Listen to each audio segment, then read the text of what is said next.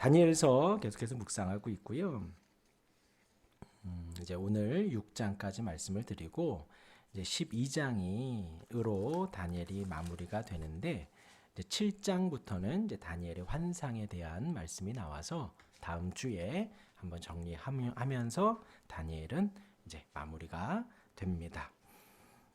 지난주에는 느부갓네살이 또 한 번 더 꿈을 꾸지요. 금으로 된 머리, 은으로 된 가슴과 팔, 철로 된 다리, 진흙으로 된 발가락의 신상을 봅니다.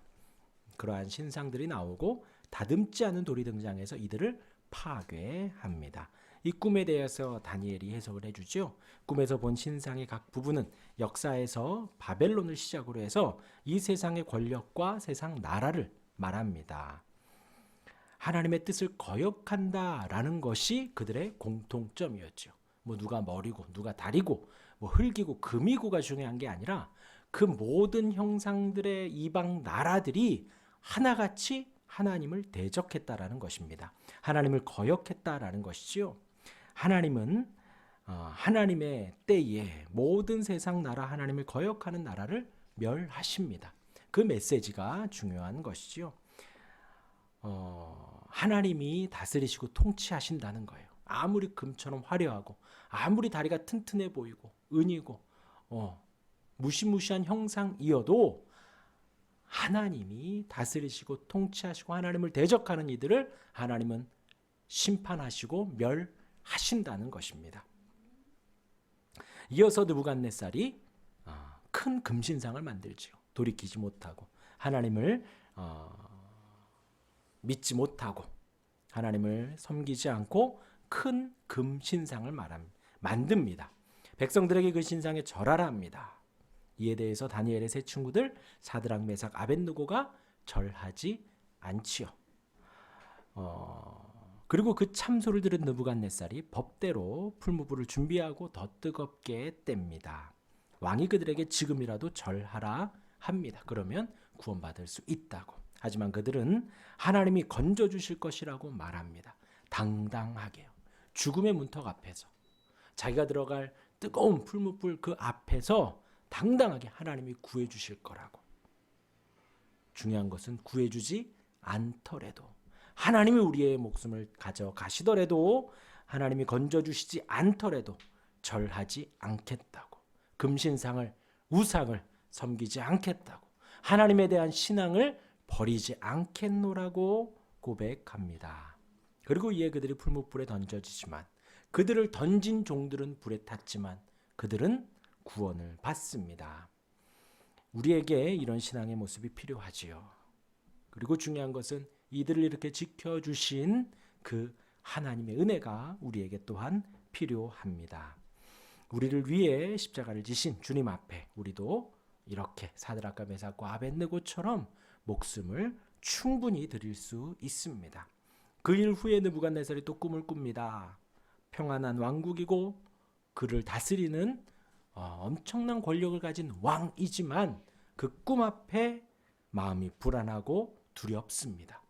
두려웠던 느부갓네살은 그것을 다니엘에게 맞추라 하시고 다니엘은 그 해석을 보여줍니다. 하나님은 그 꿈대로 다니엘의 해석대로 행하십니다. 네. 왕이 아무리 큰 권력을 가지고 있고 힘을 가지고 있고 천하를 호령하는 것 같지만 그 모든 것을 다스리시는 분은 하나님이십니다. 네. 우리가 나라와 민족을 위해서 기도해야 할 이유예요. 내가 좋아하는 정당 좋아하는 사람이 됐고 내가 별로 안 좋아하는 사람 안 좋아하는 정당이 됐다 하더라도 중요한 것은 그 모든 것을 다스리시고 통치하시고 세우시고 패하게 하시는 분은 하나님이시다라는 거예요. 그래서 하나님께서 꿈을 주시고 그 꿈들에 인도해 주시는 거예요. 그래서 우리가 꿈을 잘 꿔야 되고 그 꿈대로 이루어지는 것이 아니라 그 꿈을 주신 하나님의 뜻대로 이루어진다라는 것을 말씀을 드립니다. 그래서 온 세상은 하나님이 다스리십니다. 온 세상은 하나님이 통치하십니다. 오늘은 다니엘의 두 가지 사건이 이어서 나옵니다. 느부갓네살 왕 조금 후에 벨사살 왕이 등장합니다. 바로 느부갓네살 다음 벨사살이 아니라 그 사이에 또 왕들이 있었어요. 그래서 벨사살 왕, 그때에 벨사살은 연회를 즐겼습니다. 귀족을 데리고 큰 잔치를 열었습니다. 거기까지야 좋은데 그 다음 벨사살이 예루살렘에서 가져온 금그릇을 가져다가, 예루살렘에서 가져온 것은 뭐죠? 하나님을 예배하던 것이에요. 하나님께 제사를 위해 준비하던 그 그릇들, 그것을 이 바벨론이 가지고 오면서 잘 보관했었는데 이 벨사살 왕이 그것을 꺼내요 같이 귀족들과 나누어서 거기에 술을 마시고 거기에 이제 그 도구들을 자기들 흥청망청하는 곳에 사용을 했다라는 거예요. 그리고 나서 금과 은과 구리와 쇠와 나무와 돌로 만든 신들을 찬양합니다. 그러니까 그 권력을 주신 하나님을 찬양하고 은혜를 주신 하나님을 영광을 돌려야 하건대 거기서 막 술 취하고 거기서 막 방탕하면서 그냥 단순히 금, 단순히 은, 단순히 구리, 쇠, 나무, 돌, 그것으로 만든 우상을 찬양을 했다라는 거예요. 하나님이 그러한 벨사살을 심판하십니다. 그 연회 중에 갑자기 손가락이 나와요. 손가락이 나와서 벽에다가 글씨를 씁니다. 이 벨사살 왕이 그 손가락을 본 거예요. 그리고는 얼굴빛이 변하고 마음이 복잡하고 무릎이 떨립니다. 두려움이 왕을 사로잡은 거예요. 이 단락에서 우리가 적용점 두 가지가 무엇이냐면 이제 5장의 말씀, 제가 지금 말씀드린 게 5장이에요. 12절까지의 말씀입니다. 하나는 술 취하면 실수한다는 거예요. 술 취하고서는 막 이게 자기가 이제 막 모든 걸 다 할 수 있다라는 거죠. 기분이 좋으니까 쟁겨놨던 예루살렘에서 가져왔던 하나님을 예배하고 제사했던 그 거룩한 도구들을 구별해놨던 것들을 자기들 연회에 사용을 한 거예요. 그러면서 이 하나님을 영광 돌린 게 아니라 우상들을 찬양했다라는 것이지요. 그 우상들이 우리가 의지할 만한 것들이냐라는 거예요. 단순히 금이고 은이고 돌이고 나무고 아무것도 아닌데 그것들을 찬양하고 높였다라는 것이죠. 그러니까 벨사살 왕 마음이 얼마나 연약했냐라는 거예요. 얼마나 약한가라는 거예요. 그 약해져 있는 마음 가운데에 손이 나와서 뭔가 글씨를 쓰니까 더 무서웠던 것이죠. 자, 앞을 보시고 한번 생각을 해보세요. 지금 제가 여기서 막 예배하고 찬양하고 있는데 갑자기 뒤에서 손이 이렇게 나와요. 그래서 글씨를 막 이렇게 써요.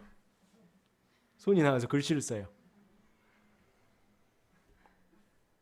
아니면 뭔가 막 신기한 일이 벌어져요. 막 갑자기 껌뻑. 아까 우리 어진자매 만나서 카페를 갔는데 불이 막 꺼졌다 켜졌다 하더라고요. 등이 나간 것 같아요. 꺼졌다 켜졌다. 신기한 일이 막 벌어져요. 우리의 마음이 어떨까요? 어떨까?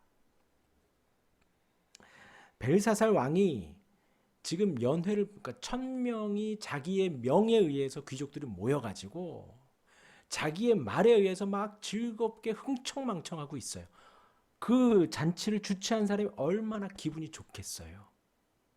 그런데 그 마음 한편에 무엇을 의지하느냐? 이런 돌과 나무와 금과 은을 의지한다는 거예요. 의지한다는 거예요. 그러니까 이제 제가 판단하기에 이 벨사살 왕은 마음이 지금 되게 연약해져 있다. 마음이 되게 약해져 있다. 그러니 단순히 돌을 의지하는 거예요. 단순히 금을 의지하고 쇠와 나무를 의지하는 거예요. 그것이 뭔가 나에게 힘을 줄 것 같고 그것이 뭔가 나를 도와줄 것 같다라는 거예요. 나의 연약한 마음을 저 돌상이, 저 나무상이 도와주겠지. 저거에는 뭔가 신기한 기운이 들여 있겠지. 나보다 더 크다고 생각하니까, 더 위대하다고 생각을 하니까 의지하는 거잖아요. 뭐를요? 나무를, 돌을, 쇠를, 금을, 구리를. 그것을 의지하는 그 약해져 있는 마음 가운데에 갑자기 뒤에서 손가락이 나와서 글을 쓰는 거예요. 그러니까 마음이 무너진 거죠. 거기에서. 마음이 번민하고 두렵고, 그러니까 표현이 뭐라 그래요? 다리가 덜덜덜덜 떨렸다라는 거예요. 지금 막 연회를, 잔치를 벌인 제국의 왕이 덜덜덜덜 두려운 거예요. 근데 좀 전에 말씀드린 대로 느부갓네살도 그랬죠. 천하를 호령하는 왕이었지만 자고 일어나서 두려운 거예요. 꿈이. 그러니까 이들을 향해서 느부갓네살이나 벨사살을 보면 하나님은 그들에게 평안도 주시고 두려움도 주신다는 거예요. 우리도 마찬가지죠. 하나님이 평안을 주셔야 우리가 평안하게 사는 것이고요. 하나님이 그 평안을 거두어가면 우리도 두려움으로밖에는 살 수가 없죠. 어제 수요일 저녁에 제가 혼자 잤습니다. 오랜만에 혼자 잤어요. 거기 숙소에서. 학교에 게스트룸이 있어가지고 거기서 혼자 잤는데요. 자다가 또 소리 지르면서 깼어요. 악몽을 꿔가지고. 갑자기 무섭더라고요. 혼자 자는데. 나 혼자 자네. 그래서 이제 핸드폰으로 설교 틀어놓고 잤습니다. 푹 잤어요. 그리고 하나님이 두려움을 주시면은 생각을 해보세요. 그 제가 뭐 그냥 딱 머리 대면 자는데 순간 자기 전에 나 혼자 자네. 여기 천안이네. 막 두려움이 막 엄습해와서 잠들고 30분 만에 막 하고 깼어요.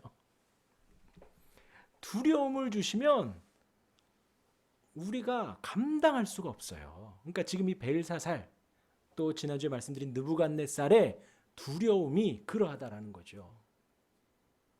근데 그나마 저는 하나님을 의지하니 악몽 속에서 다시 편안하게 잠이 들었지만, 이 느부갓네살과 벨사살은 그 살아계신 하나님이 아닌 돌과 나무를 의지하니까 지금 손이 나와서 글씨를 쓰는 게 너무나도 무서운 거예요. 그럴 수 있죠. 그죠? 그러면 우리가 한번 생각을 해보자 이거예요. 우리가 지금 예배하는데 손가락이 나와서 글씨를 씁니다. 어떠실까요? 네, 제 생각을 해보니까요, 좀 무서울 수는 있을 것 같아요. 그죠? 뭐 이렇게 예쁜 손이 나오면 좋은데, 뭐 피 묻은 손이 나온다거나, 뭐 좀 이렇게 좀 다친 손이 나온다거나 그러면 좀 무섭기는 할 거예요. 당황스럽겠죠? 또 뭐 두려울 수도 있습니다. 그러나 크게 두려워하진 않을 거예요. 그렇죠? 이렇게 다리가 떨리고 잠을 못 자고 번민하고 막 그 연애를 끝낼 정도로 빨리 이것을 해석할 사람 빨리 나와라, 빨리 나와라 할 정도로까지 두렵진 않는다라는 거죠. 저와 여러분들은요, 하나님의 사람들은 신기한 일이 내 앞에 벌어졌을 때, 당황스러운 일이 생겼을 때에 무서울 수 있고 힘들 수 있지만, 오늘 낮에 저희가 장례식장을 잠깐 갔다 왔어요. 그때 오셨던 우리 교수님 장모님이 돌아가셨대요. 그때 교수님 어르신이었잖아요. 그분의 장모님이 100세를 이제 이러시고 돌아가셨대요. 그래서 저희는 이제 나름 돌아가셨어요. 엄마가 돌아가신 거니까 사모님 위로하러 갔는데, 허허허 어서 드세요, 호상입니다 하면서 와줘서 고맙다고 막 이렇게 이야기를 하시더라고요. 그런 일들 속에서 뭐 특이한 일이, 좀 우리가 생각지 못한 일들이 내 눈앞에서 벌어졌을 때, 나에게 체험이 됐을 때, 우리가 이렇게 막 벌벌벌벌 떨고 두려워하고 힘들어하고 막 악몽을 꾸고 그러하겠는가? 조금 당황스럽고 힘들고 어려울 수 있지만 이렇게 무릎이 떨릴 정도로 당황하지는 않는다라는 거죠. 지금 이 벨사살은 하나님이 마음에 없기 때문에 전능하신 하나님, 온 세상의 구주이신 하나님, 이 권력을 주시기도 하고 뺏기도 하고 나라를 흥하게도 하고 망하게도 하고 온 세상을 통치하시는 하나님을 믿지 못하고 알지 못하고 신뢰하지 않으니 이 손가락의 글씨가 너무 무서운 거예요. 조금 더 나아가면요. 예수님의 다시 오심은 심판주로 오신다 하였습니다. 믿는 우리도 심판을 받는다 했어요. 우리도 심판을 받고 믿지 않는 사람들도 심판을 받습니다. 그런데 우리는 그 심판이 기쁘고 좋아요. 그 심판이 기다려지고 너무나도 행복합니다. 그런데 믿지 않는 이들에게는 주님의 다시 오시는 그 자체가 두려움인 거예요. 왜요? 이렇게 교회가 서 있고 예수 믿으세요 라는 말들을 평생에 얼마나 많이 들었는데 예수님이 유일한 구주십니다. 예수님이 날 위해서 십자가 지셨습니다 라는 복음을 평생 들었는데 내가 거절했거든요. 그런데 그 주님이 진짜로 다시 오시니 얼마나 두려운 거예요. 아, 진짜 그들의 말이 심판의 주로 오셨구나, 실체가 되었구나 하고 그들은 두려운 겁니다. 그러나 우리는요, 그 말을 믿으며 예수님을 고백하고 사랑했던 우리는 주님의 다시 오심에 그 심판이 은혜이고 기쁨이고 감사합니다 라는 것이지요. 그 손가락이 너무나도 두려웠습니다. 두려운 벨사살이 지혜자들을 부르지만 왕의 마음을 헤아려 준 사람은 아무도 없습니다. 5장 10절에 보면요. 5장 10절 제가 읽어드릴게요.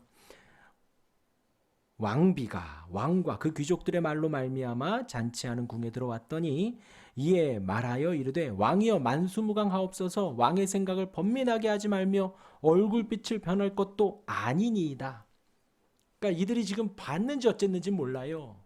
손가락을 봤는지도 모르고 뭐 안 봤는지도 모르죠. 그런데 그 두려움을 지금 누구만 갖고 있다? 벨사살만 갖고 있다라는 거예요. 그러니까 다른 사람들은 왕이 왜 저러지? 그러고 있는 거예요. 왕은 무서운데 신하들은 그렇지 않은 것입니다. 그렇게 다니엘을 찾습니다. 우리 생각대로 다니엘은 하나님께 영광을 돌립니다. 벨사살이 너가 느부갓네살의 꿈도 해석해주고 너가 지혜롭고 너가 하나님을 잘 믿나 하지 지금 저것을 해석해봐라. 다니엘은 자기에게 영광을 돌리지 않고 하나님이 그렇게 하셨습니다 라고 하나님께 영광을 돌리며 하나님이 느부갓네살에게도 권세를 주셨는데 그도 완악하고 교만하여 그의 왕위가 패하여졌다. 그리고는 벨사살의 죄를 언급을 합니다. 우리 5장 22절 23절 우리 같이 한번 읽어볼까요? 5장 22절 23절입니다. 벨사살이여 왕은 그의 아들이 되어서 이것을 다 알고도 아직도 마음을 낮추지 아니하고 도리어 자신을 하늘의 주제보다 높이며 그의 성정 그릇을 왕 앞으로 가져다가 왕과 귀족들과 왕후들과 후궁까지 다 그것으로 술을 마시고 왕이 또 보지도 듣지도 알지도 못하는 금, 은, 구리, 쇠와 나무, 돌로 만든 신상들을 찬양하고 도리어 왕의 호흡을 주장하시고 왕의 모든 길을 작정하시는 하나님께는 영광을 돌리지 아니한지라 라고 이야기를 합니다. 정확하게 지적을 하는 거예요. 다른 사람들은 뭐래요? 왕이여 두려워하지 마십시오. 괜찮습니다 라는 왕의 마음에 맞는 말만 하는데 이 다니엘은 정확하게 왕의 죄와 왕의 선친의 죄와 너가 지금 뭘 잘못하고 있는지 권력에 상관없이 힘에 상관없이 직언을 한 것이지요. 그리고 거기에 기록된 글씨 25절에 기록된 글자는 이것이니 곧 메네 데겔 우바르신이라고 합니다. 이 말을 이제 해석을 하면 메네 하나님이 이미 왕의 나라의 시대를 세워서 그것을 끝나게 하셨다. 데겔은 왕을 저울에 달아보니 부족함이 보였다. 누가 저울에 달았다는 거예요? 하나님. 우바르신 베레스가 메대와 바사 사람에게 준바된다. 이제 이 왕은 폐위되고 메대와 바사 사람이 이제 이곳을 다스리게 된다. 하나님은 그날 밤에 벨사살을 데려가고 메대 사람 다리오가 통치하게 합니다. 한 연회에 일어났던 일인 거예요. 그의 교만함이 하나님의 심판을 불렀습니다. 술 취함이 실수를 내고 또 마음에 하나님 아닌 다른 것을 의지하는 것, 그 불안함, 하나님은 그것을 심판하셨습니다. 그리고 이제 6장이 시작이 됩니다. 6장은 우리가 잘 아는 사자 굴 속의 다니엘입니다. 다리오 왕 때에 다니엘을 포함하여 3명이 총리로 세워집니다. 그러니까 다니엘과 다른 3명이 이제 2명이 더 총리로 세워집니다. 왕이 그 총리들의 보고를 받는 거예요. 근데 다니엘이 일을 잘합니다. 민첩합니다. 그래서 왕의 총애를 받으니 다른 총리들이 시기한 거예요. 다니엘을 책 잡고 싶은데 방법이 없습니다. 너무 일을 깔끔하게 잘하니까. 다른 총리들이 이제 다니엘의 허점을 안 것이에요. 뭐요? 그의 허점은 하나님을 잘 섬긴다라는 것이었습니다. 예수를 잘 믿는다라는 거예요. 그것이 그들에게 허점이 되었다는 것이죠. 왕께 나아가서 왕을 구슬립니다. 한 달 동안 왕 외에 다른 신에게 무엇인가 구하면 사자굴에 던져 넣읍시다. 그리고 그것에 도장을 찍어서 금령을 내립니다. 다니엘이 그 금령을 아는데도 불구하고 예루살렘을 향해 기도를 합니다. 우리 6장 10절 같이 한번 읽겠습니다. 시작. 다니엘이 이 조서에 왕의 도장이 찍힌 것을 알고도 자기 집에 돌아가서는 윗방에 올라가 예루살렘으로 향한 창문을 열고 기도하며 그의 하나님께 감사하였더라. 네, 그냥 뭐 어떤 신학적인 원어적인 것 떠나서 기도의 2가지가 나오죠. 하나는 하던 대로. 다니엘은 금령이 있기 전부터 기도를 해왔다라는 거예요. 하던 대로. 우리도 늘 기도해야 합니다. 기도는 어떤 날의 행사가 아니에요. 어떤 부흥회나 어떤 수련회 때에만 하는 것이 기도가 아닙니다. 늘 해야 돼요. 늘 주님이 우리와 함께 하신 것처럼, 늘 주님의 은혜가 우리를 인도해 주시는 것처럼 우리는 늘 기도해야 합니다. 그래야 우리가 아까 벨사살 왕처럼 두려운 일이 생겼을 때 우리가 기도할 수 있는 거예요. 왜 우리라고 두렵지 않겠어요? 그렇죠? 우리라고 번민하지 않겠어요? 악몽도 꾸고 힘든 일도 당하고요. 다리가 달달 떨리는 무서운 일도 당하지요. 그 일들 속에서 우리가 할 수 있는 게 뭐가 있겠어요? 기도하는 것이지요. 하던 대로 해야 힘든 일이 있어도 기도하는 거예요. 다니엘이라고 그 왕의 조서가 무섭지 않았겠습니까? 자기 친구들을 풀무불에 던져 넣은 왕인데요. 자기라고 그 두려움이 없었겠어요. 그러나 하던 대로 기도하는 것입니다. 늘 기도하는 우리가 되길 바랍니다. 그런데 기도의 그 2번째가 무엇이냐? 감사라는 거예요.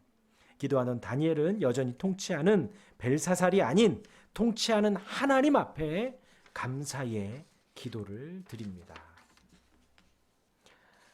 그래서 감사하면 일이 다 잘 됩니다가 아니라 우리는 하나님을 묵상하면 감사할 수밖에 없다라는 거예요. 하나님의 사랑이 얼마나 큰지요. 아들을 주셨는데요. 성자 하나님의 사랑이 얼마나 큰지요. 끝까지 죽기까지 사랑하셨는데요. 성령 하나님의 사랑이 얼마나 큰데요. 부족하고 연약한 우리와 함께 하시잖아요.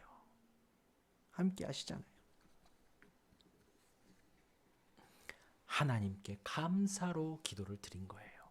어떤 상황에서요? 지금 평안한 상황이 아니라 그 조서가 내려지고 왕이 명령을 하고 사자굴에 들어갈지도 모르는 그 위기 속에서 감사했다라는 거예요.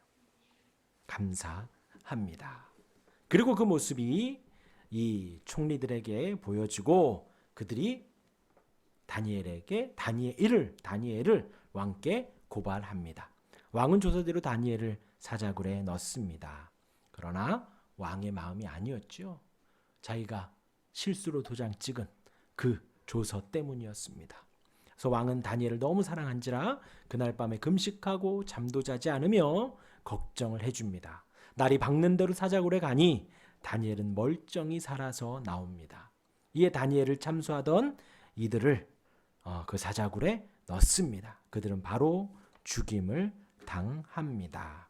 그리고 다리오 왕은 이제 25절에서 27절까지 우리 같이 한번 읽겠습니다. 이에 다리오 왕이 온 땅에 있는 모든 백성과 나라들과 언어가 다른 모든 사람들에게 조서를 내려 이르되 원하건대 너희에게 큰 평강이 있을지어 내가 이제 조서를 내리노라. 내 나라 관할 아래에 있는 사람들 다 다니엘의 하나님 앞에서 떨며 두려워할지니 그는 살아계시는 하나님이시오 영원히 변하지 않으실 이시며 그의 나라는 멸망하지 아니할 것이요 그의 권세는 무궁할 것이며 그는 구원도 하시며 건져내기도 하시며 하늘에서든지 땅에서든지 이적과 기사를 행하시는 이로써 다니엘을 구원하여 사자의 입에서 벗어나게 하셨음이라 하였더라.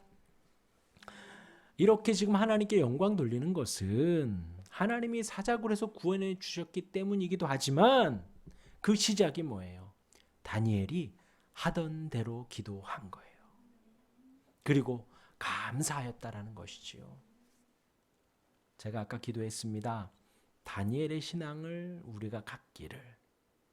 그것은 우리가 기도하는 것이고요. 반대로 하나님이 다니엘을 지켜주셨지요. 마찬가지로 이 사자굴과 같은 세상 속에서 이 참수하는 총리들이 드글드글한 이 세상 속에서 하나님이 다니엘을 건져주셨듯 우리도 건져주시고 우리를 구원해 주셔야 한다라는 거예요.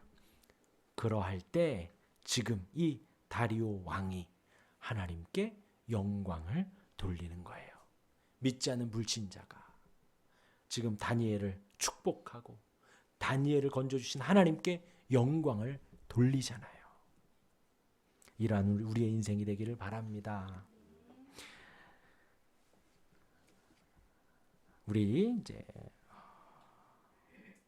우리가 세상을 살면서 하나님이 다스리심을 마음 깊이 여겨야 하겠습니다. 지금 다니엘서는 다니엘과 세 친구들 이 여러 느부갓네살, 벨사살, 다리오 왕을 거치면서 그걸 말해주는 거예요. 너희가 왕이 아니라 진정한 왕은 하나님이시다. 그리고 그럴 때에 우리 앞에 신기한 일, 엉뚱한 일, 생각지 못한 일이 손가락이 나오든 손가락이 들어가든 발가락이 나오든 어떠한 일이 우리 앞에 생길지라도 글씨만 봐도 두렵고 떨리는 것이 아니라 잠시 당황할 수는 있지만 하나님이 주시는 은혜와 평강으로 살아가고요. 또 방금 다니엘이 기도한 것처럼 우리도 기도의 습관을 들이고 하던 대로 늘 기도하는 우리가 되길 바라고 그 기도의 내용은 감사함으로 기도하고 그리고 그 가운데 하나님이 사자굴에서 건져주신 하나님이 영광을 받으시는 그러한 우리의 인생이 되기를 간절히 바랍니다. 아멘. 우리 마라나타 찬양하고 기도하는 시간 갖습니다.